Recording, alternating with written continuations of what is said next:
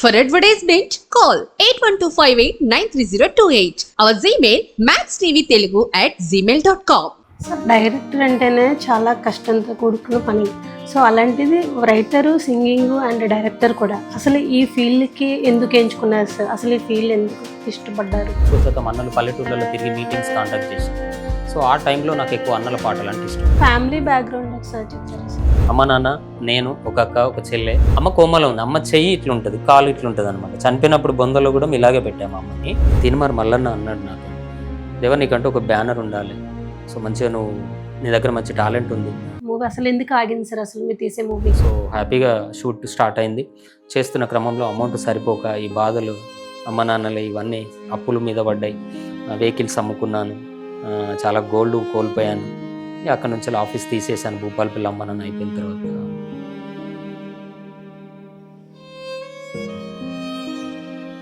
చాలా మంది బయట అమ్మాయిలు ఇండస్ట్రీకి రావాలని, యాక్టింగ్ చేయాలని, వాళ్ళ లైఫ్లో సక్సెస్ అవ్వాలని ఇప్పటికీ చాలా మంది ఇష్టంతోనే ఉన్నారు బయట సొసైటీలో. సో యాజ్ ఏ డైరెక్టర్గా మీరు చాలా స్ట్రగుల్తో వచ్చారు కాబట్టి వాళ్ళకి ఇచ్చే మెసేజ్ ఎలా ఉంటుంది? టాలెంట్ ఇవ్వడబ్బా సొత్తు కాదు. ఇప్పుడు తెలంగాణ, ఆంధ్రప్రదేశ్లో కానీ 2 రాష్ట్రాలలో ఎక్కువ శాతం అమ్మాయిలు ఇండస్ట్రీకి రావాలంటే భయపడుతున్నారు. ఎందుకు? ఇప్పుడు జరుగుతున్న అత్యాచారాలు కావచ్చు, లేకపోతే చిన్న పిల్లలు, 3 నెలల పాప పసికందు నుంచి వెళ్ళి కూడా 60 ఏళ్ళ ముసలోళ్ళ దాకా కామందులు వదలట్లేదు. ఆడవాళ్ళ మీద అత్యాచారాల గురించి. ఎక్కడ ఉంది రాజ్యమో, ఏమైపోతుంది దేశమో, భారత వనితలకు భవిష్యత్తే లేకుండా చేస్తుండ్రు కొందరు కామందులు. ఎక్కడ ఉంది రాజ్యమో, ఏమైపోతుంది దేశమో, భారత వనితలకు భవిష్యత్తే లేకుండా చేస్తుండ్రు కొందరు కామందులు. Welcome to Max TV. ఈరోజు మన స్టూడియోలో ఉన్నారు ఒక special guest, singer, writer, film directors Devendra garu. So ఆయన గురించి మరిన్ని విషయాలు తెలుసుకునే ప్రయత్నం చేద్దాం. సార్ నమస్తే. సార్ నమస్తే అండి. మ్యాక్స్ టీవీ ప్రేక్షకులకి చెప్తారా సార్? నా పేరు దేవేందర్. నేను భూపాలపల్లి జిల్లా నుంచి వచ్చాను. సో 2007 నుంచి 2007 నుంచి ఈ ఫీల్డ్లో ఉన్నాను. అండ్ చాలా కాలం అవుతుంది ఈ ఫీల్డ్కి వచ్చి. సో ఇప్పటికీ ప్రజెంట్లీ ఇండస్ట్రీలోనే ఉన్నాను. సో ఎందుకంటే ఈ ఫీల్డ్కి ఒకసారి వచ్చిన తర్వాత మళ్ళీ బ్యాక్ తీసుకోవడం అనేది ఉండదు. ఎందుకంటే ఒకసారి అలవాటు పడ్డ వాళ్ళు మళ్ళీ వేరే పని ఏం చేసుకోలేరు. మేమున్నంత వరకు, మేము చావైనా బ్రతికైనా సినిమా మా ప్రాణం, సినిమే మా ఊపిరి. సో మేము సచ్చే వరకు సినిమాను వదిలిపెట్టాం. సినిమాలు తీయాలి, రిలీజ్ చేయాలి, చాలా కష్టపడాలి. దానికంటూ ఎన్నో ప్రాసెస్లు ఉంటాయి. ఎంతో కష్టం ఉంటుంది, బాధ ఉంటుంది, సుఖం ఉంటుంది, దుఃఖం ఉంటుంది. ఫ్యామిలీని వదిలిపెట్టి ఎన్నో కష్టాలు, నష్టాలు అన్నీ చూసే వచ్చాము కాబట్టి ఇప్పుడు కూడా ప్రజెంట్లీ బాధలు అనుభవిస్తున్నారు ఎంతోమంది డైరెక్టర్లు, ప్రొడ్యూసర్లు. సో దాన్ని బట్టే మేము ఇండస్ట్రీలో ఉన్నాము, ఉంటాము. మా వల్ల ప్రజలకు మా వంతు సహకారంగా ఎంటర్టైన్మెంట్ కానీ, ఒక మంచి మెసేజ్ కానీ ప్రజలకు ఇవ్వడానికి మేము సిద్ధంగా ఉన్నాము. సార్ డైరెక్టర్ అంటేనే చాలా కష్టంతో కూడుకున్న పని. సో అలాంటిది రైటరు, సింగింగ్ అండ్ డైరెక్టర్ కూడా. అసలు ఈ ఫీల్డ్కి ఎందుకు ఎంచుకున్నారు సార్? అసలు ఈ ఫీల్డ్ ఎందుకు ఇష్టపడ్డారు? ఈ ఫీల్డ్ ఎందుకు ఇష్టపడ్డారంటే, మాదొక పేద కుటుంబం. మేమున్న సర్కిల్లో అప్పుడు అన్నలు ఉండేవాళ్ళు ఎక్కువ. 2000 ఎబోలో ఆ టైంలో ఎక్కువ శాతం అన్నలు పల్లెటూర్లలో తిరిగి మీటింగ్స్ కాంటాక్ట్ చేసేది. సో ఆ టైంలో నాకు ఎక్కువ అన్నల పాటలు అంటే ఇష్టం. ఎక్కువ శాతం నేను దరువు కొట్టుకుంటూ పాట పాడేది. టేబుల్ ఉంటే టేబుల్, కంజర మీద డప్పులు ఉంటే, ఇప్పుడు సపోజ్ గణేష్ చవితి వస్తుంది, వినాయక చవితికి చాలా ఇష్టంగా పాటలు నేను రాసి నేను పాడేది, డోలు కొట్టేది, కంజర కొట్టేది, అట్లా డప్పు వాయించేది. సో ఇట్లా ప్రతి కళను నేను చిన్నప్పటి నుంచి అలవాటు చేశాను. 5th క్లాస్ చదివినప్పటి నుంచి. సో ఆటోల్లో ఫస్ట్, కాకపోతే కొంతవరకు ఇవన్నిట్లో యాక్టివిటీస్లో బాగా యాక్టివ్గా ఉన్నాను కాబట్టి చదువులో కొంచెం లాస్ట్గా ఉన్నాను. సో అట్లా ఉన్నాను, చదువులో కొంచెం వెనుకబడి ఉన్నాను. సో మిగతాదంతా అన్నిట్లో ఫస్ట్గా ఉండి, అప్పుడున్న క్రమంలో ఆ అన్నల పాటలు ఏవైతే ఉంటాయో ఆ టైంలో అప్పుడు బాగా ఫేమస్ అయ్యాయి. అప్పుడు టేప్ రికార్డ్స్, మెమొరీ కార్డ్స్లలో వేసుకొని, అప్పుడు రిలయన్స్ మొబైల్స్, సో అట్లా ఉండేది. సో నేను కూడా కొన్ని పాటలు రికార్డింగ్ చేయించిన రోజులు అన్నలే కాదు, ప్రైవేట్స్, జానపదాలు గిట్లా. సో ఎలక్షన్ సాంగ్స్ కూడా అప్పుడు చిన్నతనంలో నేర్చుకున్న బాపద్ది పెద్ద అయ్యాక అట్లా ఎలక్షన్ సాంగ్స్ అట్లా చేసి క్యాసెట్లు టౌన్లో, సిరిసిల్లలో, భూపాలపల్లిలో, వరంగల్లో ఇట్లా సిడీ షాపులు ఉండేది అప్పుడు. సో ఆ షాపులలో క్యాసెట్లు తీసుకుపోయి మేము చేసిన క్యాసెట్లు మేము అమ్మడం, ఆ విధంగా ప్రొసీడ్ కావడం జరిగింది. సో అట్లా పాటలు పాడడం, నాకు తోచిన వరకు నేను నాతో పాటు ఉన్న వాళ్ళకు సింగింగ్ ఇలా పాడాలి అలా అంటే, నేనేం సరిగమలు నేర్చుకొని సంగీతం క్లాస్కి వెళ్ళి నేర్చుకోలేదు. బట్ బై బర్త్ నాకు పుట్టుకతోని సరస్వతి దేవత నా తల్లిదండ్రులు నాకు నేర్పిన విద్య ప్రకారంగా నేను అలా సింగింగ్లోకి అడుగు పెట్టడం జరిగింది ఆ టైంలో. సో తర్వాత సింగింగ్ తర్వాత క్రమక్రమంగా అలాగే పాటలు పాడుతున్న క్రమంలో రైటింగ్ మీద ప్రతి ఒక్కరు కళాకారుడికి అవగాహన వస్తూనే ఉంటుంది. సో క్రమక్రమంగా పాటలు రాయడం, కథలు రాయడం అప్పటి నుంచెల్లే. సో 10th చదివేటప్పటి నుంచెల్లి ఇంకా బాగా ఇంప్రూవ్‌మెంట్ అయిపోయింది. అంటే నాలెడ్జ్ పెరిగింది. సొసైటీ ఏంటనేది మనకు బయట తెలిసింది. సో సొసైటీ గురించి మనకు బాగా తెలిసినప్పుడు ఎలా ఉండాలి? కవిత్వాలు రాయడం, లేకపోతే లవ్ ఎక్స్‌ప్రెషన్ ఎలా చెప్తారు? సినిమాలలో ఎలా వస్తున్నాయి? మనం ఎలా చేయాలి? సో మనమే ఒక సినిమా తీస్తే ఎలా ఉంటది? ఓకే. నేనే సినిమా తీస్తే ఎలా ఉంటుంది? అనే ఆలోచన అప్పుడు 10th అయిపోయిన తర్వాత కలిగింది. కానీ అప్పుడు సినిమా తీసేంత శక్తి లేదు. సినిమా గురించి అవగాహన లేదు. అంత ఏది లేదు. సో ఆ తర్వాత ఇండస్ట్రీకి నేను 2007లో వచ్చాను. 2007లో ఇండస్ట్రీకి వచ్చినప్పుడు ఇంటికాడ అందరూ అంటే నాకు సపోర్టింగ్ అనేది మా పేరెంట్స్ కూడా "నువ్వు ఇండస్ట్రీకెళ్తే అక్కడంతా హైదరాబాద్ అంతా పెద్ద పెద్ద వాళ్ళుంటారు. ఎన్నిసార్లు తిరిగినా అంత మోసాలుంటాయి, దగాలుంటాయి ఇవన్నీ. ఎవడు నిన్ను దగ్గరికి తీయడు. నీకెంత టాలెంట్ ఉన్నా నువ్వు వేస్ట్. డబ్బు లేకపోతే నువ్వు మళ్ళీ తిరిగి రావాల్సిందే" అనంటే, "ఏం పర్లేదు నాన్న, నేను ఖచ్చితంగా గెలుస్తా" అన్న కాన్ఫిడెంట్‌తోని అప్పుడు 2007లో వచ్చాను. ఎందుకంటే 2007లో వచ్చిన తర్వాత ఇంటికాడ నేనేదో పెద్ద అదైతా, నేనేదో సాధిస్తా అని ఇంటికాడ ఎన్నో మాటలు చెప్పొచ్చాము. కానీ ఆ మాటలనేటివి ఇక్కడికొచ్చిన తర్వాత తెలుస్తది. అంటే అనుభవించేటోనికి తెలుస్తది. ఇక్కడికొచ్చిన తర్వాత బ్యాగ్‌లో 4 డ్రెస్సులు, ఒక బెడ్‌షీటు, ఒక ప్లేటో, గ్లాసో, గిన్నో అదో ఏదో పెట్టుకొని వచ్చేస్తాము. ఏముంది ఇక్కడికొచ్చిన తర్వాత ఒక డొక్కు ఫోన్ అప్పుడు. Reliance phone. అప్పుడే వచ్చింది కొత్తగా రిలయన్స్ చిన్నది క్లాసిక్ ఫోన్ అని. సో, ఆ ఫోన్ ద్వారా ఇక్కడికొచ్చిన తర్వాత ఆ ఫోన్ పట్టుకొని, ఆ బట్టలు పట్టుకొని వచ్చినాము. ఇక్కడికొచ్చిన తర్వాత ఎవరు పరిచయం లేదు. ఎక్కడుంటాం? బస్ స్టాప్‌లో ఉండాలి. లేదంటే లాడ్జ్‌లో ఉండాలి. లేదంటే అప్పుడు బెడ్స్ మంగా టిఫిన్ సెంటర్ దగ్గర. సో, అటువంటి కాడ పడుకుంటూ తిరుగుతున్న క్రమంలో ఒకరోజు శిల్పారామంలో కూర్చొని నేను పాట రాస్తున్నాను. అంటే అక్కడికి అప్పుడున్న క్రమంలో డబ్బులు ఎక్కువ లేవు. ఇంటికాడ నుంచెల్లి తెచ్చుకునే ఫుడ్‌కు దానికి దీనికి రోజు సర్దుకొని అప్పుడు రూ. 10 దొరకడం కూడా చాలా అదృష్టంగా ఫీల్ అయ్యేది. అంటే ఈవినింగ్ టైంలో, మార్నింగ్ టైంలో ఆ రూ. 10 ఉంటే అప్పుడు టీ అన్న తాగొచ్చు. లేదంటే ఒక 2 సమోసాలు వస్తాయి రూ. 10కు. అవి తిని బుక్కడు మంచిలు తాగి పడుకోవచ్చునన్న ఆలోచనతోనుండేది. ఎందుకంటే పైసా విలువ అప్పుడే తెలుసు. సో, అలా నేను ఒక శిల్పారామంలో సాంగ్ రాస్తున్న క్రమంలో ఒక షార్ట్ ఫిల్మ్ చేస్తున్నాడు నా ఫ్రెండ్. సో, ఇప్పుడు నా మూవీకి డీఓపీ తనే. రామ్ గోపాల్ వర్మ సార్ దగ్గర చేస్తారు. తను యశ్వంత్ గౌడ్. చాలా పెద్ద ఫోటోగ్రాఫరు. సో, గూగుల్‌లో మీరు సెర్చ్ చేస్తే వస్తది యశ్వంత్ ఫోటోగ్రఫీ అని. సో, ఆ రోజు నన్ను చూసి ఇట్లా ఉన్నాను, ఇది సో అండ్ సో అనంటే, అవునా ఇలా మేము తీసుకెళ్తాం. మేము బాగా చూసుకుంటాం అని చెప్పేసి మంగా టిఫిన్ సెంటర్ పైన వాళ్ళది ఆఫీస్ ఉంది. బ్యాక్ బోన్ సపోర్టింగ్ అనేది అప్పుడు ఇచ్చారు. సో, అంతకుముందు నేను చాలా అనుభవించాను. గ్రీన్ బావర్చి మెట్ల మీద కూడా ఒక 10 రోజులు పడుకున్న రోజులున్నాయి. డైలీ ఒక సమోసా తిని, వాటర్ తాగి, కడుపును చంపుకొని, అంటే ఇంటికి పోలేము. ఇంటికి పోయి నేను అక్కడ ఏదో సాధిస్తా అని చెప్పేసి వచ్చాను. నన్ను ఎట్లయినా నా కొడుకు గెలుస్తాడన్న కాన్ఫిడెంట్ వాళ్ళలో కలగాలి. ఎంత కష్టమైనా ఇక్కడ అనుభవించుకొని ఉండాలని అంత కష్టపడ్డ తర్వాత భగవంతుడు నాకు బెస్ట్ ఫ్రెండ్‌ని ఇచ్చాడు. సో, ఆ ఫ్రెండ్ తీసుకెళ్ళి డైలీ నాకు ఫుడ్ పెట్టి, "దేవా ఇగో పలానా ఆఫీస్ ఇక్కడుంది, పలానా ఆఫీస్ ఇక్కడుంది. నువ్వు ఇక్కడికెళ్ళి కలువు. నీ పాటలు ఈళ్ళు తీసుకుంటారు. నీ కథ వీళ్ళు వింటారు" అని చెప్పేసి వాళ్ళు కంటిన్యూషన్ అయిన తర్వాత కొంతమంది దగ్గరికి తిరిగాను. ఆ తర్వాత మాదాపూర్ మల్లన్న టెంపుల్‌లో శ్రీనివాస్ అని యాదవ్స్ మాదాపూర్‌లో ఉంటారు.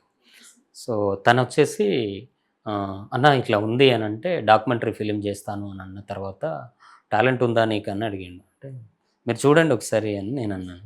అంటే అప్పుడు నా పాటలు, నా కథలు అవన్నీ విని ఆయన అప్పుడు నాకు రూ. 20,000 ఇచ్చాడు. అప్పుడు ఆ కాలం. రూ. 20,000 ఇచ్చి అదే మాదాపూర్ మల్లన్న టెంపుల్‌లో పూజా కార్యక్రమం మొదలుపెట్టి ఒక షార్ట్ ఫిల్మ్ చేశాము. అది ఇప్పటికి యూట్యూబ్‌లో ఉంది.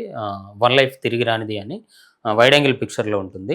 8 ఇయర్స్ బ్యాక్ అప్పుడు చేశాము. అది వచ్చేసి మద్యం తాగి చాలామంది చనిపోతున్నారు. అంటే మద్యం ఇవాళ ఒక మామూలు కుటుంబం వాడు, ఒక పేద కుటుంబంలో పుట్టినవాడు, వాడు వెళ్ళేసి పొద్దంతా పనికెళ్తే వాడికొచ్చేది డబ్బులు మామూలుగా ఒక రూ. 500 వస్తున్నాయి. ఆ రూ. 500 వాడికొచ్చేది 500 అంటే, ఆ 500 వాడు తాగడానికే 300 ఖర్చు పెడుతున్నాడు. ఇంటికి 200 తీసుకుపోతే అందులో బియ్యం గానీ, ఉప్పు గానీ, పప్పు గానీ, పిల్లలకు జ్వరం వచ్చినా, స్కూల్ అయినా, ఏదైనా వాడు కట్టలేకపోతున్నాడు. మధ్యతరగతి కుటుంబాలు చాలా ఇబ్బందులకు లోనవుతున్నాయి మద్యం వల్ల. చాలామంది కుటుంబాలు నాశనం అవుతున్నాయి. చాలామంది క్యాన్సర్‌కి గురై చనిపోతున్నారు. అంటే అందరూ తాగుతున్నారు. ఈవెన్ నేను కూడా తాగుతాను. తాగనని కాదు. సో, దానికంటూ ఒక లిమిట్ ఉండాలి. కొంచెం మద్యాన్ని కొంచెం కంట్రోల్‌గా ఉంచాలి. ఎక్కువ బానిసలైతే జీవితాలు కోల్పోతున్నారనే ఒక ఉద్దేశం మీద నేను అప్పుడు 'వన్ లైఫ్' అని ఒకటి షార్ట్ ఫిల్మ్ చేశాము. సో, దానికి గచ్చిబౌలిగూడెం వెళ్ళాము. సిపి మహేందర్ రెడ్డి ఆఫీస్‌లో అక్కడ క్యాసెట్లు కూడా ఇచ్చాము. సో, సార్ కూడా మంచి ప్రశంసలు ఇచ్చారు. అప్పుడు సిపి మహేందర్ రెడ్డి గారు ఉన్నారు. సో, తర్వాత ప్రతి పల్లెటూరులో నేను సీడీలు వేసి చూపించాను గ్రామ పంచాయతీలలో. ఈ క్యాసెట్లు పిఎస్‌లలో, గ్రామ పంచాయతీలలో ఇచ్చేసి అందులో ఉంటారు కదా విలేజ్లలో, తాగితే మీ పిల్లలు ఇలా ఖరాబ్ అవుతున్నారు అంటే చివరికి అడుక్కొని తిని ఈ పరిస్థితికి దిగజారుతున్నారు, మీరు క్యాన్సర్ బారిన పడి మీరు చనిపోద్దని. మీ వర్క్ థాట్ లోనే ఉంది సార్ ఇన్స్పిరేషన్ వర్డ్ అన్నది. అంటే చిన్నప్పటి నుంచి ఒక సేవా గుణంతో పెరిగిన లైఫ్ కాబట్టి మా అమ్మ నాన్నలు కూడా నన్ను అలాగే పెంచారు. సో గొప్పవాళ్ళు, వాళ్ళు హెల్ప్ అయ్యారు అమ్మా నాన్న ఇద్దరు. సో అందువల్ల ఫ్యామిలీ బ్యాక్గ్రౌండ్ ఒకసారి చెప్తారా సార్? ఫ్యామిలీ అంటూ పెద్దగా ఏం లేదు. బట్ అమ్మ నాన్న, నేను, ఒక అక్క, ఒక చెల్లె. మాకు చికెన్ షాప్ ఉండేది. నాన్న సింగరేణిలో కాంట్రాక్ట్ డ్రిల్లర్గా పనిచేసేది, అంటే సింగరేణి బావులో. సో మంచి లైఫ్. అనుకోకుండా నేను ఒక మూవీ చేశాను, అది ఓరుగల్లు బిడ్డ అనే cinema. Okay sir, recent movie? లేదండి, ఇంతకు ముందు చేశాను ఓరుగల్లు బిడ్డ అనే సినిమా. అది అంతకు ముందే దాని మేకింగ్ వర్క్స్ కోసం అని కొంచెం ప్రైవేట్గా కొన్ని సాంగ్స్ షూట్ చేసుకుంటే ఎలా ఉంటుంది అనేది చూడడానికి నాగార్జున సాగర్ ఐలాండ్లో షూట్ చేసుకోవడానికి వెళ్ళాము. సో ఆ క్రమంలో మా అమ్మ మార్నింగ్ 4 o'clockకి ఒకరిని ఏదో కాపాడిందంట కరెంట్ షాట్ కొడితే. సో అది మైండ్లో పెట్టుకుంది 2-3 రోజులుగా. మైండ్లో పెట్టుకొని ఎక్కువగా ఆలోచిస్తూ ఉన్న క్రమంలో మా అమ్మకి మెడ నరాలు బ్లడ్ క్లాట్ అయ్యి కింద పడిపోయింది. పల్లెటూరులలో ఎట్లుంటుంది, సో అన్నీ బండలు వాకిలి ఉంటుంది, కల్లాపు జల్లుకుంటాం కదా, అది వచ్చేసి ఆ బండ వచ్చేసి లోపలికి దిగేసిపోయింది ఆల్రెడీ ఇందులోకి. ఇక్కడ పగిలేసి లోపలికి వెళ్ళిపోయింది, పడుడే కోమలోకి వెళ్ళిపోయింది. నేను షూట్లో ఉన్నాను. నాకు మా నాన్న చాలాసార్లు కాల్ చేశాడు, చూసుకోలే, ఫోన్ అసిస్టెంట్ దగ్గర ఉంది. చాలా తర్వాత చూసుకున్నాను. అప్పటికప్పుడు మా నాన్న ఎంజిఎం తీసుకొచ్చాను. రూల్స్ ప్రకారంగా ఏదైనా జరిగితే ఎంజిఎంకి రావాలి, వరంగల్ ఎంజిఎంకి. అక్కడికి వచ్చిన తర్వాత నేను వెళ్ళాను. ఇమ్మీడియట్లీ వెళ్ళిన తర్వాత ఎంజిఎం నుంచి వెళ్ళి జే హాస్పిటల్కి మార్చాము. తర్వాత ఇంకో హాస్పిటల్కు తీసుకెళ్ళాము, అది న్యూరో సర్జన్, అందులోకి తీసుకెళ్ళాము. అందులో తీసుకెళ్ళిన తర్వాత అక్కడ సర్జరీ చేసాము. అక్కడ నుంచి వెళ్ళి అక్కడ కూడా సోల్జర్స్ లేకపోతే నేమ్స్కి తీసుకొచ్చాము. అప్పటికి నాకు ఆఫీస్ ఉంది. 2012 నుంచి నాకు ఆఫీస్ కంటిన్యూటీ ఇప్పటి వరకు ఆఫీస్ ఉంది. ఓనా సార్? ఓన్. అప్పటి నుంచి 2012 నుంచి నేను పిల్లలకు సింగింగ్ క్లాసెస్ చెప్పడం, యాక్టింగ్ క్లాసెస్ చెప్పడం, నా దగ్గర అసిస్టెంట్ పని చేయడం. సో ఇట్లా కంటిన్యూషన్ అవుతూనే ఈ పనులన్నీ చేసుకుంటూ వస్తున్నాను. అంటే నా వంతుగా నా డబ్బులు నేను సంపాదించుకొని లైఫ్లో గెలవడానికి, సినిమా కోసం డబ్బులు కూడబెట్టుకోవడానికి ఆ విధంగా ప్రొసీడ్ అవుతూ వచ్చాను. 2014లో కూడా తెలంగాణ ఉద్యమంలో చాలా పాల్గొన్నాను. సో నా స్టూడెంట్స్ కూడా పాటలు పాడారు చాలామందికి. అనుష ఎటునగరం నుంచి వెళ్ళి చాలా ఇంజనీరింగ్ చేస్తుంది అమ్మాయి. అలాంటి వాళ్ళు రాణి, దేవేందరు, వంశీ, రాజు, విక్రము, చాలామంది ఉన్నారు నా పిల్లలు. సో వాళ్ళందరికీ నేను సింగింగ్ క్లాసెస్ కూడా చెప్పేది. వాళ్ళందరినీ తయారు చేసి వదిలేశాను. ఒక మంచి సింగర్స్గా ఇవాళ సార్ నమస్తే అని ఇట్లా పెడతారు. వాళ్ళ అమ్మ వాళ్ళు కూడా మీ వల్ల మాకు ఒక మంచి లైఫ్ వచ్చిందని అంటారు. సో అట్లా కూడా వాళ్ళకు మంచి లైఫ్ని ఇచ్చాను. ఆ క్రమంలో ఇక అదంతా అయిపోయిన తర్వాత ఇక్కడ కార్పొరేటర్లకు కూడా పాటలు రాశాను. సైదాబాద్ సింగిరెడ్డి స్వర్ణలత మేడంకు కూడా పాటలు రాసింది నేనే. ముస్రంబాగ్ జనార్దన్ రెడ్డి, పెద్ద వాళ్ళకి, సో కార్పొరేటర్లకు అప్పుడు పాటలు రాశాను. ఆ తర్వాత తీన్మార్ మల్లన్న ఇట్లా ఇంటర్వ్యూలు చేయడం. సో తర్వాత న్యూస్ 9 టీవీలో, TR9 టీవీలో ఇట్లా చాలా ఛానల్స్లలో ఇంటర్వ్యూలు ఇచ్చాను. సో అప్పుడు బ్యానర్ రిజిస్ట్రేషన్ చేయించుకున్నాను 2014లో. అప్పటి నుంచి వెళ్ళి సినిమా తీన్మార్ మల్లన్న అన్నాడు నాతో, దేవా నీకంటూ ఒక బ్యానర్ ఉండాలి. సో మంచిగా నీ దగ్గర మంచి టాలెంట్ ఉంది, నువ్వు ఇట్లా చేసుకుంటే నువ్వు మంచి డెవలప్ కాగలుగుతావు. సో నువ్వు మూవీ చేయి, నీ దగ్గర మంచి టాలెంట్ ఉంది, నీ పవర్ ఏందో చూపించు అని అప్పుడు అన్న తర్వాత కథలన్నీ రిజిస్ట్రేషన్ చేసుకొని, బ్యానర్ రిజిస్ట్రేషన్ చేసుకొని అప్పుడు సినిమా ఇండస్ట్రీకి 2014 నుంచి ఇండస్ట్రీలో డైరెక్షన్ చేయడానికి ఎంటర్ అయ్యాను. అప్పటి నుంచి వెళ్ళి ఇక కథలు అన్నీ డెవలప్మెంట్ చేసుకోవడం. అదే క్రమంలో ఇక అమ్మాలా అయిన తర్వాత 2016లో అమ్మాలా అయింది. అమ్మ పెరాలసిస్ వచ్చి కోమాలోకి వెళ్ళిపోయిన తర్వాత అమ్మ 8 months ఇక్కడే ఉన్నాం నేమ్స్లో. ఆఫీస్ రన్ చేసుకుంటూ ఆడపిల్లలు ఎవరిని తీసుకురాలేదు, అక్క చెల్లెల్ని ఎవరు తీసుకురాలేదు. ఇక అమ్మ దగ్గర ఉండేది, నాన్న నేనే. ఇక ఆఫీస్కి వచ్చి స్నానం చేసి నేనుంటే నాన్న ఉండేది, నేను ఆఫీస్కి వస్తే అమ్మ దగ్గర ఉండేది. నాన్న ఇక్కడికి వచ్చి రెస్ట్ అయితే నేను అమ్మ దగ్గర ఉండేది. అట్లా అమ్మను ఒక చిన్న పిల్లలాగా చూసుకున్నాం 8 months. Great sir, personal life ని ప్రొఫెషనల్ లైఫ్ బ్యాలెన్స్ చేసుకొని. అది ఎప్పుడైనా ఈ బాధలన్నీ తట్టుకునేది ఒక మిడిల్ క్లాస్ కుటుంబం వాడే తట్టుకోగలుగుతాడు. ఉన్నతమైన ఫ్యామిలీ వాడు ఇన్ని బాధలు తట్టుకోవాలంటే కష్టం. పూర్తిగా లేనోడు కూడా ఇన్ని బాధలు తట్టుకోలేడు. ఎందుకంటే ఒక మధ్యతరగతి కుటుంబం వాళ్ళే బాధలు సాధలు ఏదైనా అనుభవించడానికి సిద్ధంగా దేవుడు పుట్టిస్తాడు వాళ్ళని. సో అలా కంటిన్యూ అవుతున్న క్రమంలో నాన్న చనిపోయాడు సడన్గా. నాన్న మంచి హ్యాండ్సమ్, హైట్ ఉంటాడు, నాకంటే ఇంత హైట్ ఉంటాడు, మీసాలు ఇట్లా వస్తుంటాడు. అమ్మలా అయిందని తట్టుకోలేక, అంటే బయటికి వెళ్తున్నాం కానీ నేను తినొస్తున్నా, నాన్న తింటున్నాడా లేదా అనేది నేను చూడట్లేదు. అంటే తింటున్నాడు కావచ్చునా నేను అనుకుంటున్నా, బట్ నాన్న ఫుడ్ ఎక్కువ తినట్లేదు రందికి. సో ఇంటికి వెళ్ళిన తర్వాత అక్కడ భూపాలపల్లిలో ఒక ఆఫీస్ పెట్టాను. ఇక్కడ ఒక ఆఫీస్, అక్కడ ఒక ఆఫీస్ అమ్మ కోసం పెట్టుకున్నాను. అక్కడ నుంచి ఇక్కడికి అప్ అండ్ డౌన్ చేసేది హైదరాబాద్‌కును ఇంటికి. మార్నింగ్ 4కి బయలుదేరేది. 9:30కి ఇక్కడ ఉండేది. ఈవినింగ్ 6కి బయలుదేరేది. 12కి అక్కడ ఉండేది. అట్లా కొంతకాలం అప్ అండ్ డౌన్ చేసిన తర్వాత ఇక నాన్న చనిపోయిండు. నాన్న చనిపోయిన తర్వాత అమ్మ కోమాలోనే ఉంది. నాన్న ఈ బెడ్ మీద ఉన్నాడు. అమ్మ ఆ బెడ్ మీద ఉంది. నాన్న చనిపోతున్న విషయం అమ్మకు తెలియదు. అమ్మ కోమాలో ఉంది. అమ్మ చెయ్యి ఇట్లా ఉంటుంది, కాలు ఇట్లా ఉంటుంది అనమాట. చనిపోయినప్పుడు బొందలో కూడా ఇలాగే పెట్టాము అమ్మని. సో నాన్న ఈ బెడ్ మీద 25 డేస్ అయితే చనిపోతాడని ముక్కు గోపినాథ్ డాక్టర్ హన్మకొండలో అతను చెప్పారు. కరెక్ట్గా 25 డేస్కి వినాయక చవితి తెల్లారి చనిపోయాడు. మంగళవారం రోజు ఉదయం 8:30కి చనిపోయారు. నాన్నకు అన్నీ నేనే చేసుకున్నాను. స్నానం పోయడం, బ్రష్ చేయడం, టాయిలెట్ క్లీన్ చేయడం అంతా. నాన్న చనిపోయిన విషయం అమ్మకు తెలియదు. అమ్మ ఆ బెడ్ మీద ఇట్లా చూస్తుంది తప్ప ఆమెకి ఏం అర్థం కాదు, ఏం తెలియదు, కోమలో ఉంది కాబట్టి. నాన్న చనిపోయిన తర్వాత అమ్మని బాగా చూసుకున్నాను. 1.5 ఇయర్ బతికింది. మా చెల్లెలు, మా అక్కలు కూడా మంచి బాగా చూసుకునేది. అప్పుడప్పుడు స్నానం పోసి మంచిగా అన్ని రకాలుగా చూసేది. ఆడపిల్లలు బట్టి వాళ్ళు కొంచెం భయపడేది. నేను కూడా ఇక నా బిడ్డ అనుకొని నేను కూడా టాయిలెట్ గడగడం, స్నానం పోయడం, బట్టలు వేయడం, దువ్వడం. అంటే బట్టలు వేయరాదు, ఇట్లా వన్ సైడే బ్లౌజ్ వేయాలి. ఈ హ్యాండ్స్ ఇలాగే ఉంటుంది, ఇది ఇలాగే ఉంటుంది. అలా అమ్మని బాగా చూసుకున్నాను. అమ్మ కూడా చనిపోయింది, నానమ్మ చనిపోయింది. అన్నీ ఒకటేసారి ఎట్ ఏ టైం షూటింగ్ ఆగిపోయింది. ఓరగల్లు బిడ్డ సినిమా షూటింగ్ ఇక అప్పుడు మేకింగ్ షాట్స్ కోసం అని మేము సాంగ్ కోసం వెళ్ళాము. అట్లా అయిపోయిన తర్వాత కాళేశ్వరంలో చాలా పెద్దగా ప్లాన్ చేసి మూవీ ఆగిపోవడానికి రీజన్ కూడా ఇదేనా సార్? మూవీ అసలు ఎందుకు ఆగింది సార్? అసలు మీరు తీసే మూవీ ఎందుకు ఆగింది అని అంటే ఈ పరిస్థితులు అంటే ఈ పరిస్థితుల వల్ల మూవీ ఆగిపోయింది. అంటే ఆఫీసు, ఇటు పేరెంట్స్, మెయింటెనెన్స్ ఇవన్నీ బ్యాలెన్స్ చేయలేక కొంచెం ఇబ్బందులకు గురయ్యాను. నా సొంత డబ్బులు చాలా పెట్టాను. అది 15 కోట్ల ప్రాజెక్ట్. ఓరగల్లు బిడ్డ అనేది కాకతీయులకును రజాకారులకు మధ్యలో, అప్పుడు రజాకారులు ఉన్న రాజ్యంలో పట్వారులు ఉండేది, దొరలు ఉండేది, పెత్తందారులు ఉండేది, భూస్వాములు ఉండేది. సో వాళ్ళ మధ్యలో ఏం జరిగింది, శిస్తు వసూలు చేసిన క్రమంలో ఒక ముస్లిం అతను ఒక పట్వారీ కూతుర్ని లేపుకెళ్ళిపోతాడు భద్రాచలం అడవుల్లోకి, ఒక మారుమూల ప్రాంతంలోకి. ఒక పట్వారి చెల్లెలను ఇట్లా తలెత్తి చూడాలంటే కూడా వాడికి ఎన్నో నెలలు, సంవత్సరాలు పట్టింది. అలాంటి అమ్మాయిని ఎలా లేపుకెళ్ళిండి అనే దాని మీద అప్పుడున్న రజాకార్ల రాజ్యంలో దాన్ని జైపూర్లో షూట్ చేయాలి. అక్కడే బిల్డింగ్స్ అన్నీ అక్కడే ఉన్నాయి. సో అలా చేస్తున్న క్రమంలో అమ్మ నాన్న ఇలా చనిపోవడం వల్ల పూజలో కూడా వాళ్ళే కూర్చున్నారు. ఎమ్మెల్యే పుట్టమ్మద్ గారును శైలజ మేడం గారు కూర్చున్నారు. నాకు ఒక ఫాదర్ మదర్గా తోడుగా ఉండి చాలా సపోర్ట్ చేశారు. అప్పుడు చాలామంది నా ఫ్రెండ్స్ అందరు సపోర్ట్ చేశారు. సో హ్యాపీగా షూట్ స్టార్ట్ అయింది.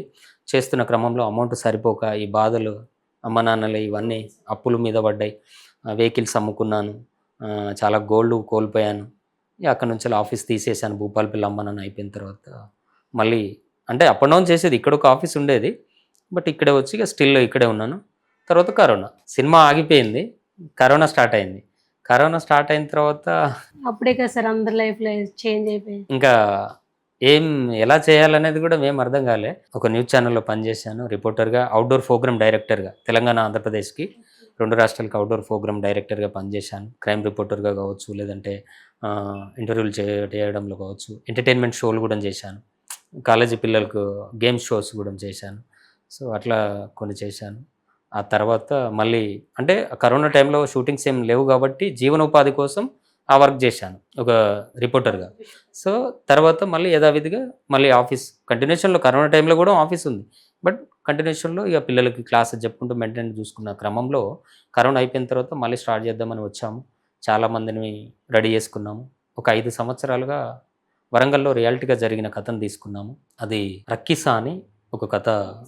అంటే ఒక తలలేని అమ్మాయి 2002లో చాలా మందిని చంపేస్తుంది. అది చాలా పేపర్లలో, టీవీలలో వచ్చింది. సో దాన్ని ఎందుకు చంపింది, ఏమైంది అనేది రీసెర్చ్ చేశాం చాలా. సో దాని మీద కథ, ఒరిజినల్గా జరిగిన కథను అక్కడే పరకాల అవతల పాండవుల గుట్ట అనే టూరిజం ప్లేస్ ఉంటుంది. సో అక్కడే 50 రోజులు schedule, single schedule, day and night shoot, 2 parts movie చేయడానికి ప్లాన్ అంతా రెడీ అయింది. అందరు సపోర్టివ్. ఇప్పుడు ఆల్రెడీ స్టార్ట్ నవంబర్ 23కి షూట్కి వెళ్ళాలి, మిస్ అయింది. ఇప్పుడు పోయిన నవంబర్ మిస్ అయింది. అందువల్ల కొంచెం ప్రాబ్లమ్స్ ఎదుర్కొన్నాం ప్రొడ్యూసర్స్ వల్ల. ఇప్పుడు ఇక డైరెక్ట్ వెళ్ళడానికి సిద్ధంగా ఉన్నాం. అన్నీ అంతా లొకేషన్, క్యారెక్టర్లు అన్నీ ఫిక్స్ అయిపోయాయి. ఇక వెళ్ళడానికి సిద్ధంగా ఉన్నాం. రేపో మాపో ఒక ప్రొడ్యూసర్ ద్వారా వెయిటింగ్ చేస్తున్నాం. ప్రొడ్యూసర్స్ వల్లనే మాకు ఇన్ని కష్టాలు. సో వెయిటింగ్ చేపిస్తున్నారు. వాళ్ళు ఎప్పుడైతే చలో వెళ్దాము అని అంటే రైట్ వెళ్ళిపోవడమే. అట్లా చాలా మంది బయట అమ్మాయిలు ఇండస్ట్రీకి రావాలని, యాక్టింగ్ చేయాలని, వాళ్ళ లైఫ్లో సక్సెస్ అవ్వాలని ఇప్పటికీ చాలామంది ఇష్టంతోనే ఉన్నారు బయట సొసైటీలో.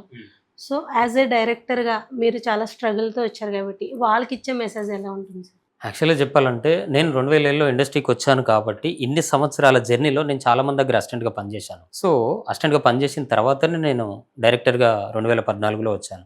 సో నాకు అనుభవం కూడా ఉంది. అండ్ ఇంకొకటి ప్రజలకు ఎలాంటి సినిమా నచ్చుతుంది అనే దాని మీద నేను చాలా క్లుప్తంగా ఫ్రీ ప్రొడక్షన్ వర్క్ కావచ్చు, గ్రౌండ్ వర్క్ అంతా చేసుకున్న తర్వాతనే నాకు అంతా ఒక టీం ఉంది. సో అలా ప్రొసీడ్ అయ్యాము. నా టీం వ్యక్తులు కూడా చాలా పెద్ద పెద్ద వాళ్ళ దగ్గర పనిచేసేవాళ్ళు. సో నాకు 10 మెంబర్స్ టీం ఉంది. డిపార్ట్మెంట్లన్నీ మేమంతా కలిసి ఒక టీం ఉంది. సో మేము నా దగ్గరికి ఆడిషన్కి వచ్చిన వాళ్ళు చాలామంది ఉన్నారు. నేను పేద కళాకారులను చాలామందిని తీసుకోవడానికి అనుకున్నాను. నా దగ్గరకు వచ్చిన కొంతమంది లేడీస్ కూడా కొంతమంది దగ్గరికి వెళ్ళినప్పుడు, కొన్ని ఆఫీసుల కాడికి వెళ్ళినప్పుడు కొన్ని ఫేక్ ఆఫీసులు పెట్టుకొని, సో ఇట్లా ఒక కెమెరా పెట్టుకొని ఒకరు ఉండి మీకు ఈ సినిమా, ఆ సినిమా, ఇందులో ఛాన్స్, అందులో ఛాన్స్ అని చేశారు, ఇట్లా చేశారు, అట్లా చేశారు అని కూడా కొంతమంది అనడం జరిగింది. సో నేను జెన్యున్గా కష్టపడి వస్తున్నాను. అంటే ఇక్కడ ఏంటంటే ఇండస్ట్రీలో మనం జెన్యున్గా వస్తున్నామా లేకపోతే ఫేక్గా వస్తున్నామా అనేది ఎవరు చూడడు. ఇక్కడ మాటలను బట్టే అక్కడ ఇంప్రెస్ అవుతారు అంతే. ఇక్కడ మాటలతోనే మనుషులను మంత్రాలుగా మార్చేసి ఫినిష్ చేసేస్తారు. సో నేను అర్థం చేసుకున్నది అట్లా. ఎందుకంటే అమ్మాయిలు రావాలి. ఇప్పుడు తెలంగాణ, ఆంధ్రప్రదేశ్లో కానీ 2 రాష్ట్రాలలో ఎక్కువ శాతం అమ్మాయిలు ఇండస్ట్రీకి రావాలంటే భయపడుతున్నారు. ఎందుకు? ఇప్పుడు జరుగుతున్న అత్యాచారాలు కావచ్చు, లేకపోతే చిన్న పిల్లలు 3 నెలల పాప పసికందు నుంచి వెళ్ళి కూడా 60 ఏళ్ళ ముసలోళ్ళ దాకా కామందులు వదలట్లేదు. సో సమాజం ఎటుపోతుందనే దానిలో కొన్ని రకాలుగా 2 వర్గాలకు సంబంధించినంత బాయ్స్ అండ్ గర్ల్స్ 2 రకాలుగా తప్పులున్నాయి. సో ఎందుకు అనంటే మనం ఎక్కువగా ఆడవాళ్ళ గురించి ఎక్కువగా మాట్లాడకూడదు. బట్ ఎందుకు అనంటే వాళ్ళ బిహేవియర్ వాళ్ళ ఇష్టం, వాళ్ళ డ్రెస్సింగ్ సెన్స్ వాళ్ళ ఇష్టం. ఇలా మాట్లాడితే వీళ్ళ ఇష్టం, వీళ్ళ డ్రెస్సింగ్ సెన్స్ వీళ్ళ ఇష్టం, వీళ్ళు తాగుతారు, తింటారు, తిరుగుతారు, వీళ్ళ ఇష్టం అని ఇలా మాట్లాడతారు. సో కాకపోతే ఏంటంటే ముఖ్యంగా నేను చెప్పేది ఏంటంటే ముందు జాగ్రత్త చూసుకున్న తర్వాత ఇండస్ట్రీలో ఎవరైనా పరిచయం అయిన వాళ్ళన్నా ఉండాలి. లేదంటే డబ్బు పెట్టుకున్న ఫేమస్ అన్న కావాలి. లేదు అనంటే మన వాళ్ళు ఎవరైనా సేఫ్టీగా మనల్ని తీసుకెళ్తున్నారా, తీసుకొస్తున్నారా చూడాలి. లేదంటే చివరిగా మన దగ్గర టాలెంట్ ఉందా లేదా, నేను చేస్తానన్న కాన్ఫిడెంట్ నాలో ఉందా, నేను చేస్తానన్న కాన్ఫిడెంట్ నాలో ఉంటే, నా దగ్గర దమ్ము ఉంటే, టాలెంట్ ఎవడబ్బా సొత్తు కాదు. దమ్మున్నోడు రియల్గా లేడీసే కావచ్చు, బాయ్సే కావచ్చు, ముందుకు రావచ్చు, డైరెక్ట్ గెలిచే అంత సత్తా ఉంటుంది. అంటే కొన్ని రకాలుగా లేడీస్ ముందడికి వస్తే ఏంటంటే ఎన్నో అవరోధాలను ఎదుర్కోవాల్సిన పరిస్థితి వస్తుంది. నిన్న మొన్న చూశారు ఢీ షోలో జానులిరి వల్ల ఆమె లైఫ్ టైంను తీసుకొని చేశారు నిన్న ఎపిసోడ్లో చూశాను.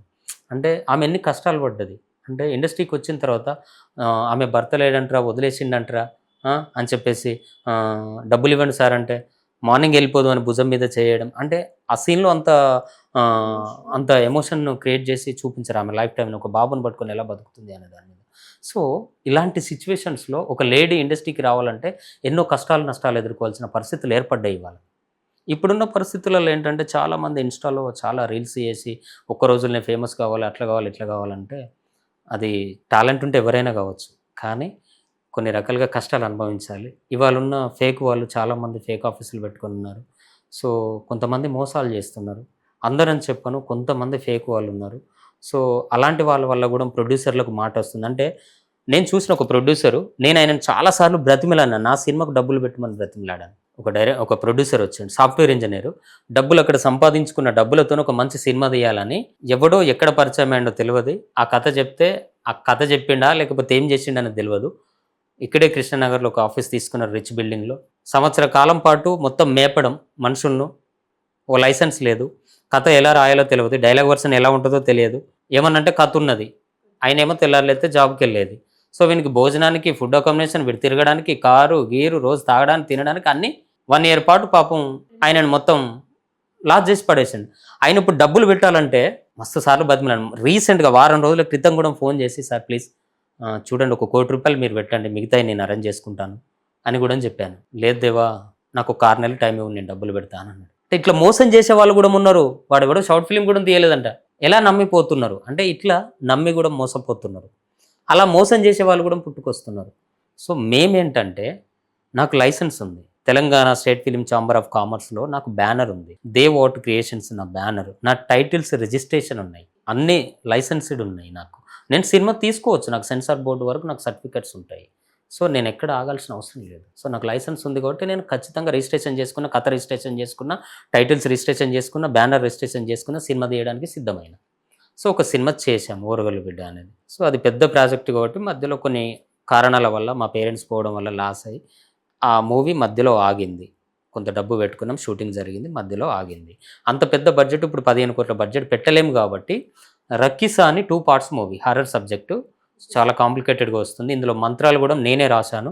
సృష్టిలో లేని మంత్రాలు రాశాను. ఒక 10 పేజీల మంత్రాలు 5 భాషల్లో చదివిస్తాను. బ్రాహ్మణ మంత్రాలకు కాకుండా, తాంత్రిక మంత్రాలకు కాకుండా, సంస్కృతంలో సృష్టిలో లేని మంత్రాలు నేను 10 పేజీల మంత్రాలు రాశాను. ఈ సినిమాలో 2 మాంత్రికులతో చదివిస్తాను. చాలా కాంప్లికేటెడ్గా వస్తుంది. ప్రతి డైలాగ్ ఇస్ చాలా చాలా ఇంపార్టెంట్, డిఫరెంట్ సబ్జెక్ట్. ఇందులో చిన్నమస్తాదేవి ఉంటుంది, తలలేని దేవత. 5 విగ్రహాలు నగ్నంగా ఉంటాయి. 21 ఫీట్ హైట్తో చేపిస్తున్నాను షూటింగ్ లొకేషన్లో. సో అన్ని ప్లానింగ్ అయిపోయాయి. షూట్కి వెళ్ళడానికి ప్రొడ్యూసర్ వల్ల వెయిటింగ్ చేస్తున్నాము. ఎందుకంటే నేను కూడా మోసపోయాను కాబట్టి నాకు ఇంతకాలం పట్టింది. ఒక సినిమా పేరెంట్స్ వల్ల ఇట్లా ఆగిపోయింది, సరే బాధలు సాధలు అన్నీ అయిపోయాయి. బట్ నెక్స్ట్ ఈ సినిమా స్టార్ట్ చేసిన తర్వాత ఆడిషన్కు దాదాపు 1200 మంది వచ్చారు. దేవ్ సార్ ఆడిషన్ పెట్టిండు అని అంటే నేను అందరికీ తెలుసు, సీనియర్ని కాబట్టి చాలామందికి తెలుసు సార్ కష్టపడి వస్తున్నాడు. సో ఎన్నో కష్టాలు నష్టాలు ఎదుర్కొన్నాడు సారు, అన్ని కష్ట నష్టాలు వచ్చినా కూడా ముందుకెళ్ళి చేస్తున్నాడు మూవీ అని చెప్పేసి నా ఆడిషన్కి చాలామంది వచ్చారు. ఆడిషన్ తీసుకున్నాము. నాకు ఎక్కువ శాతం ఆడిషన్లో సెలెక్ట్ అయిన వాళ్ళు తక్కువ శాతం, ఆడిషన్కి వచ్చిన వాళ్ళు ఎక్కువ శాతం. 1200 మందికి ఆన్సర్ ఇచ్చి వాళ్ళందరినీ ఆడిషన్ తీసుకున్నాను 5 days, కెమెరాలు అన్నీ పెట్టేసుకొని. సో అందులో సెలెక్ట్ అయిన వాళ్ళు కేవలం ఒక 32 మంది. 116 క్యారెక్టర్లు నా సినిమాలో, 2 పార్ట్స్ మూవీ, 2 పార్ట్స్, 116 క్యారెక్టర్లు. అంటే సెంటిమెంటల్గా దేవత విగ్రహం 21 ఫీటు. సో ఇట్లా అంటే ఏదైనా ఒక రూల్స్ ప్రకారంగా తీసుకున్నాను అనమాట. పాటలు బాలాజన్న మ్యూజిక్ డైరెక్టర్గా అన్నను చేయమని అడిగాను. ఆర్ట్ డైరెక్టర్ సురేష్ అన్నని అడిగాను, బేబీ సినిమా ఆర్ట్ డైరెక్టర్. నాకు చాలా సపోర్ట్ చేస్తున్నారు అందరూ. ఇప్పుడు మాధురి అని నా దగ్గర అసిస్టెంట్ డైరెక్టర్గా చేస్తుంది. నా దగ్గర చేయముందుకే ఆమె ఒక వెబ్ సిరీస్ చేసింది, మయూరి ఆత్మ అని వెబ్ సిరీస్ చేసింది. ఆమె గత 7 సంవత్సరాలుగా ఒక లేడీ ఉమెన్, ఆమె ఎన్నో టీవీలలో ఇంటర్వ్యూ ఇచ్చింది, చాలా టీవీలలో ఇచ్చింది, పెద్ద పెద్ద ఛానళ్ళల్లో.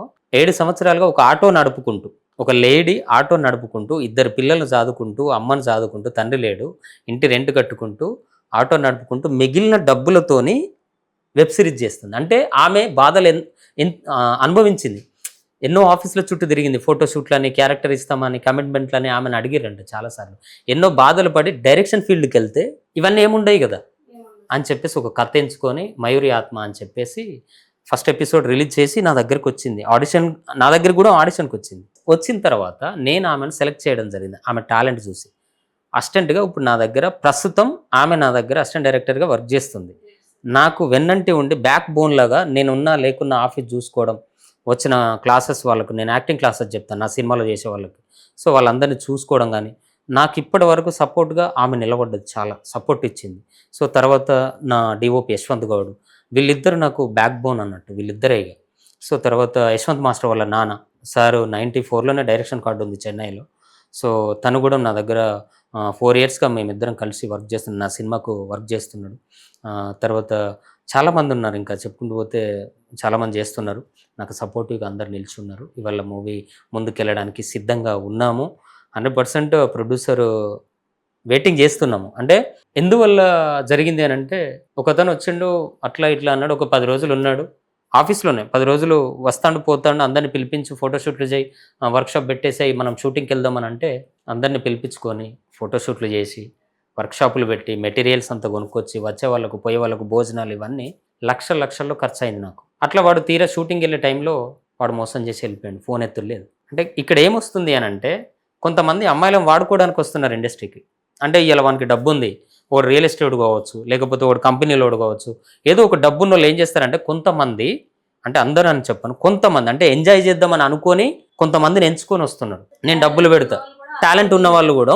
ఇప్పుడు నాలాగా ఇప్పుడు నేను చాలా పాటలు రాశాను నా దగ్గర. ఇప్పుడు స్టిల్ ఇప్పుడు ఒక రెడీలో ఇప్పుడు మంచి ట్యూన్ చేసిన folk songs, melody, western, devotional songs, love failure songs అన్నీ ఒక 30 సాంగ్స్ ఉన్నాయి నా దగ్గర, 30 పాటలు ఉన్నాయి ఇప్పుడు.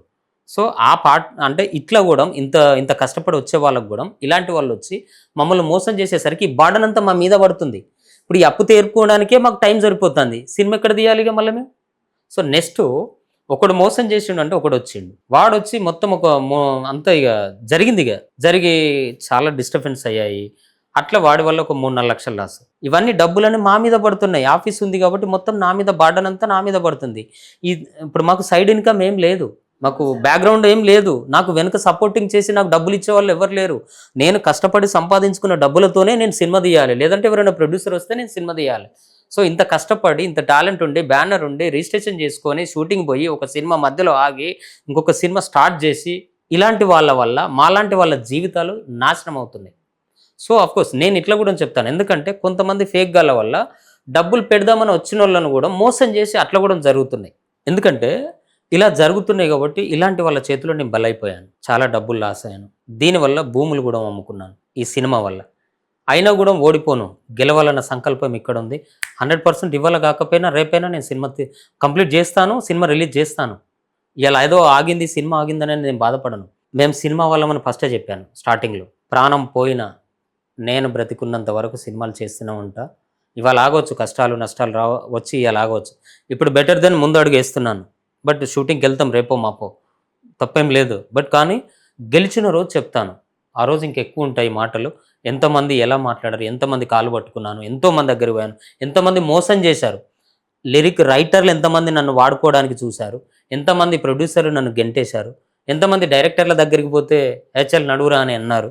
ఇవన్నీ గెలిచినప్పుడు వాళ్ళకి అర్థమవుతుంది. ఇంత టాలెంట్ ఉండి ఇంత సర్కిల్ ఉండి కూడా నేను గెలవలేకపోతున్నా అంటే ఏదో ఇంటికా నుంచి వెళ్ళి నేనేదో చేస్తా అని వచ్చేటోడు చాలా కష్టం. టాలెంట్ ఉండాలి, దానికి తోడు సంకల్పం గట్టిగా ఉండాలి, గెలవాలనే పట్టుదల ఉండాలి. ఇప్పటి వరకు కుటుంబాన్ని కూడా వదిలేసి ఇప్పటి వరకు ఇక్కడే ఉంటున్నాను, ఆఫీస్లోనే ఉంటున్నాను. నాతో పాటు నా డిఓపి ఉంటారు, సో నా ఫ్రెండ్స్ ఉంటారు ఎవరో ఒకరు నాకు తోడుగా. బట్ చాలా కష్టపడి వస్తున్నాను.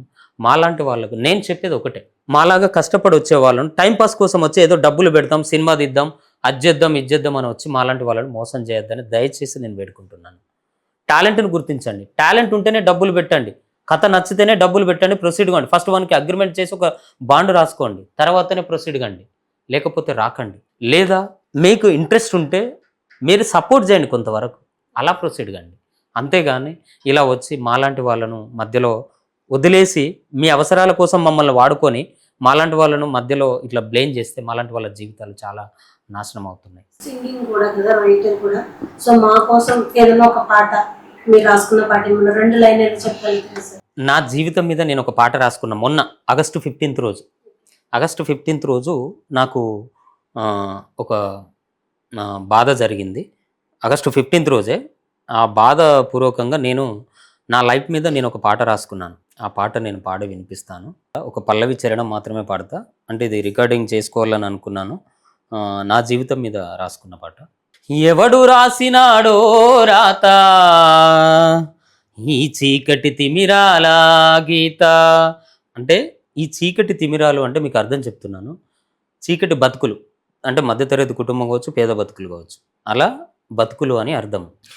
ఎవడు రాసినాడో రాత ఈ చీకటి తిమిరాల గీత, నానుదుటిన రాసినవో రాత, నానుదుటిన రాసినవో రాత, నా గుండెలో గుచ్చెను తలరాత, ఏ పాపం చేసిన బ్రహ్మ చావు బ్రతుకుల నా జన్మ, ఏ పాపం చేసిన బ్రహ్మ చావు బ్రతుకుల నా జన్మ, ఎవడు రాసినాడో రాత ఈ చీకటి తిమిరాల గీత. జీవితమే ఒక పోరాటం, మన ఆశయమే సాధన లక్ష్యం. జీవితమే ఒక పోరాటం, మన ఆశయమే సాధన లక్ష్యం. అలుపే ఎరుగని మానవ జన్మకి, అలుపే ఎరుగని మానవ జన్మకి ఆకలి చావులు ఎన్నాళ్ళు ఎందుకిచ్చిన ఊరా,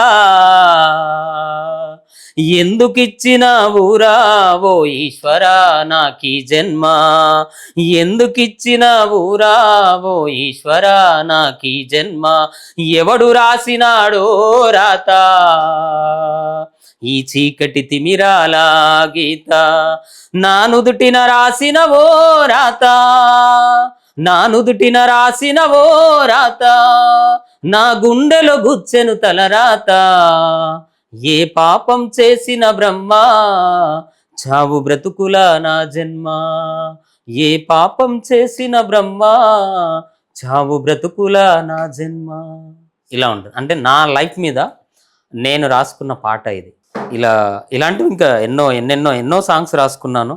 రీసెంట్గా కూడా ఇప్పుడు ఆడవాళ్ళ మీద అత్యాచారాలు బాగా జరుగుతున్నాయి. ఇంతకుముందు కూడా నేను చాలాసార్లు పాటలు రాశాను అత్యాచారాల మీద, లైవ్లో పాడాను నేను చాలా. అట్లా కూడా రీసెంట్గా ఒక పల్లవి పాడుతాను జస్ట్ ఆడవాళ్ళ మీద అత్యాచారాల గురించి. ఎక్కడ ఉందిరా రాజ్యమో, ఏమైపోతుంది దేశమో, భారత వనితలకు భవిష్యత్తే లేకుండా చేస్తుండ్రు కొందరు కామందులు. ఎక్కడ ఉందిరా రాజ్యమో, ఏమైపోతుంది దేశమో, భారత వనితలకు భవిష్యత్తే లేకుండా చేస్తుండ్రు కొందరు కామందులు. ఇలా పల్లవి జస్ట్ చరణం కూడా పాడి వినిపిస్తాను. వాళ్ళు ఏ పాప మెరుగని తల్లులు ఆడబిడ్డలుగా పుట్టడం నేరమా, మనిషి వన్న మాట మరిచిపోయి మానవ మృగాని వైపోయినావా, నిన్ను కన్నది కూడా ఆడదేరా, నిన్ను కన్నది కూడా ఆడదేరా, పురుటి నొప్పులు ఎన్నో అనుభవించి నీకు జన్మనిచ్చింది మరవకురా. ఎక్కడ ఉందిరా రాజ్యము, ఏమైపోతుంది దేశము, భారత వనితలకు భవిష్యత్తే లేకుండా చేస్తుండ్రు కొందరు కామందులు. ఇంకా పాట చాలా ఉంది. బట్ ఈ విధంగా అంటే ప్రతిదీ ఏదైనా సన్నివేశం నాకు అనిపించినప్పుడు నేను అప్పటికప్పుడు పాట రాసుకుంటూ ఉంటాను. నాది నేను ట్యూన్ ఎక్కడ పోతుందేమోనని ఆ పాట రాసినప్పుడే ట్యూన్ చేసుకుని రికార్డ్ చేసుకుని పక్కకు పెట్టుకుంటాను. మళ్ళీ తర్వాత పాటను కంప్లీట్ చేస్తాను. సో ఆ విధంగా ప్రొసీడ్ కావడం జరుగుతుంది. నా మనసులో మాట ఏంటంటే, మీరు ఏదో రాసామని కాకుండా మీరు ఇన్వాల్వ్ అయ్యి రాసినట్టుంది పాట. 100% ప్రతి పాటను నేను పూర్తిగా ఇన్వాల్వ్ అయ్యి రాస్తాను. ఎందుకంటే ఇది నాలో నుంచి వచ్చే కళాత్మకం. ఎందుకు అని అంటే ఒక జెన్యున్గా ఒక పాట రాస్తే ఎంత కష్టం ఉంటుంది. ఒక్కొక్కరు అంటారు చాలామంది, ఇక్కడికి వెళ్ళి ప్రశాంతమైన వాతావరణంలోకి వెళ్ళి రాయాలి, లేకపోతే బీచ్లో కూర్చొని రాయాలి, లేకపోతే ముంబైలోకి వెళ్ళి రాయాలి, కథ రాయాలంటే కూడా స్విట్జర్లాండ్ వెళ్ళాలి, అమెరికా వెళ్ళాలి, లేకపోతే ఎక్కడికో వెళ్ళాలి అనేది కాదు. అక్కడ మనసు ప్రశాంతత ఉంటే నడి ఇంట్లో కూర్చుండి కథ రాయొచ్చు, పాట రాయొచ్చు. రీసెంట్గా ఒక పాట కూడా అర్ధ గంటలో రాశాను. శ్రీకృష్ణుని అంటే వెంకటేశ్వర స్వామి తిరుపతికి ఒక పాట రాసిచ్చాను.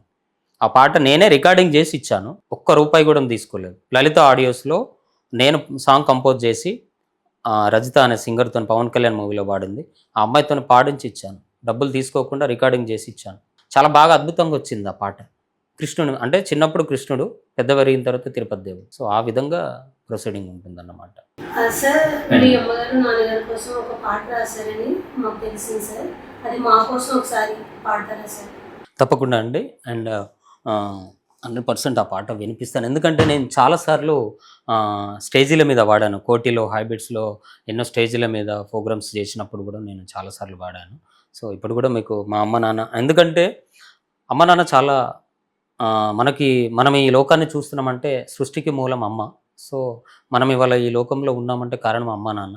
సో కాబట్టి మనల్ని పుట్టించినందుకు మన జన్మ ఎంతో గొప్పతనం. ఎందుకంటే మనం వాళ్ళ కడుపున పుట్టినందుకు ఎంతో అదృష్టవంతులం.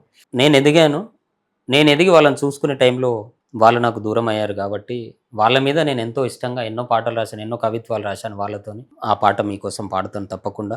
నా గుండెల్లో దేవత అమ్మా, నా మనసులో మహారాజు నాన్న, నా గుండెల్లో దేవత అమ్మా, నా మనసులో మహారాజు నాన్న, ఏమిచ్చి మీ రుణము తీర్చను, నేనేమిచ్చి మీ రుణము తీర్చను, ఏ పూలతో పూజించను, కళ్ళ కపటం లేని మనసే నీదమ్మ, కరుణ గల్ల హృదయం నాన్నది, కళ్ళ కపటం లేని మనసే నీదమ్మ, కరుణ గల్ల హృదయం నాన్నది, ఏమిచ్చి మీ రుణము తీర్చను, నేనేమిచ్చి మీ రుణము తీర్చను, ఏ పూలతో పూజించను, నా గుండెల్లో దేవత అమ్మా, నా మనసులో మహారాజు నాన్న, నా గుండెల్లో దేవత అమ్మా, నా మనసులో మహారాజు నాన్న, పురుటి నొప్పుల బాధలెన్నో అనుభవించి పుడమిని చూపించే తల్లివి నీవమ్మా, పురిటి నొప్పుల బాధలెన్నో అనుభవించి పుడమిని చూపించే తల్లివి నీవమ్మా, గుండెల్లోని బాధ కళ్ళల్లో దాచేసి ప్రేమకు ప్రతిరూపం అవుతాడు నాన్న,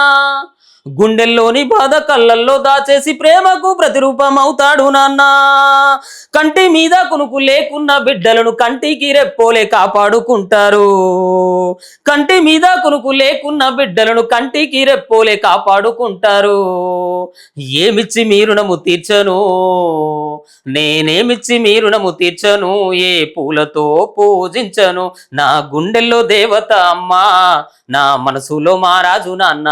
నా గుండెల్లో దేవత అమ్మా, నా మనసులో మహారాజు నాన్న. బిడ్డ ఏడుస్తుంటే ఎత్తుకొని నాన్న ఎగరేసి ముద్దాడే, బిడ్డ ఏడుస్తుంటే ఎత్తుకొని నాన్న ఎగరేసి ముద్దాడే. సందమామ రావే జాబిల్లి రావంటూ గోరు ముద్దలు పెట్టి జోల పాడే అమ్మా. సందమామ రావే జాబిల్లి రావంటూ గోరు ముద్దలు పెట్టి జోల పాడే అమ్మా. చుక్కల్లో చంద్రుడు నాన్న, చుక్కల్లో చంద్రుడు నాన్న, వెలిగేటి వెన్నెల్లో వెలుగును పంచేటి చూడ సక్కని నా తల్లిదండ్రులు. వెలిగేటి వెన్నెల్లో వెలుగును పంచేటి చూడ సక్కని నా తల్లిదండ్రులు. ఏమిచ్చి మీ రుణము తీర్చను, నేనేమిచ్చి మీ రుణము తీర్చను. నా గుండెల్లో దేవత అమ్మా, నా మనసులో మహారాజు నాన్న. నా గుండెల్లో దేవత అమ్మా, నా మనసులో మహారాజు నాన్న.